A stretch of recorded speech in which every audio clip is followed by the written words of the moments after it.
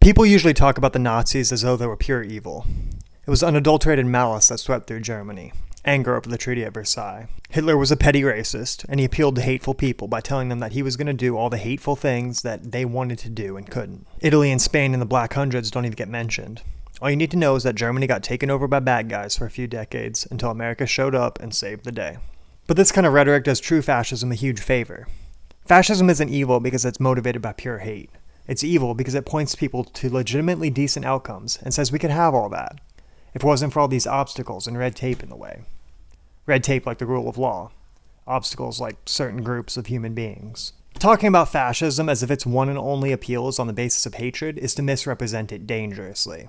We act like Germany got invaded and taken over by supervillains, but even the Nazis weren't like, hey guys, vote for us and we'll exterminate all other races and take over the world. And they were the fucking Nazis. Fascists don't sell themselves on hate. When you meet them, they'll talk to you about streamlining the government, about getting homosexuals and socialists out of your children's school. They'll talk to you about former glory, about the damage foreigners have done, how shameful the national mythos has become and how they can fix it. They'll tell you that the people in power are corrupt, that they have been for generations. It's the liberals and internationalists that are the reason for your misery. But there's a demagogue whose enemies are your enemies, and they're trying to keep him from power because they know he'll ruin their fun if he wins. They don't sell themselves on hate. They sell themselves by speaking to the legitimate oppression of the majority of the population and say they've been abusing power for decades. Why shouldn't we get a turn? Why not let one man take all power if he's on our side? Fascists consider themselves the good guys, or at least more loyal and playing the game better than the other guys. And that's how they introduce themselves. They say they're for you. The way we teach World War II makes it seem like when fascists take power in a country, they just roll up like, yo, what up? We're the bad guys. You can't stop us, bitch. But it's not like that. They don't identify as fascists anymore. They don't tell you they're authoritarian. They tell you all the things they want to make better. They point to everyone's real grievances and say, we have the answer. It's up to us to see it for what it is and call it fascism. But if they're speaking to actual problems that people have when most everyone else isn't, why shouldn't they listen? I mean, the immiseration of the average person isn't a myth. Most of us are facing the reality of being worse off than our parents. Housing and healthcare and childcare and education are out of reach for most people and considered investment classes by the remaining few. The average young person is revolutionary, and why shouldn't they be? Why should anyone feel loyalty to a society which has no use for them anymore?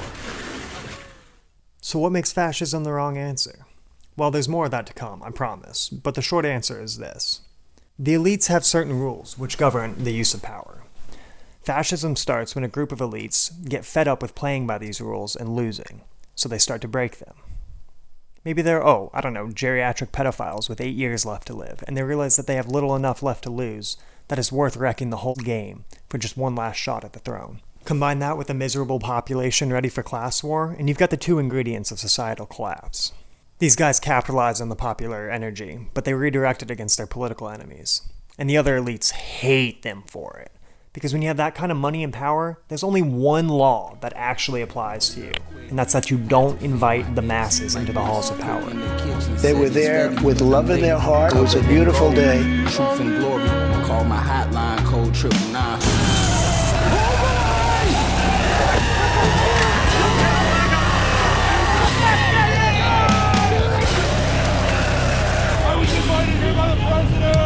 And that's exactly what these other guys are doing.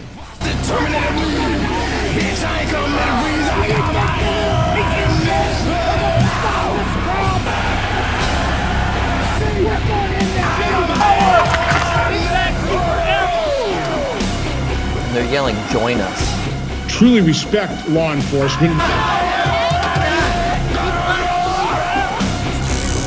Would never do anything to break the law. I'm trying to gouge out my eye with his thumb.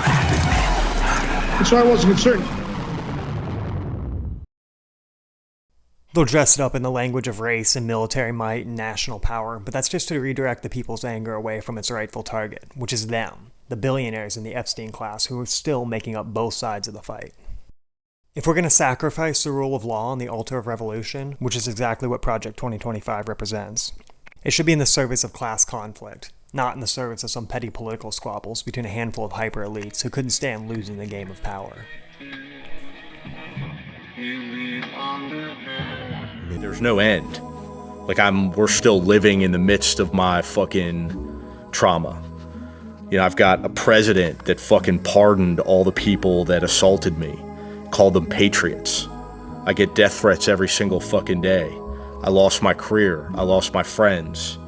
And this is it, you know, that nobody can see what just transpired here and want to support these people anymore. That's made me sad. It's made me a little bitter about humanity, but not completely. I still have hope. Still believe that, you know, we can be better. Maybe I was numb.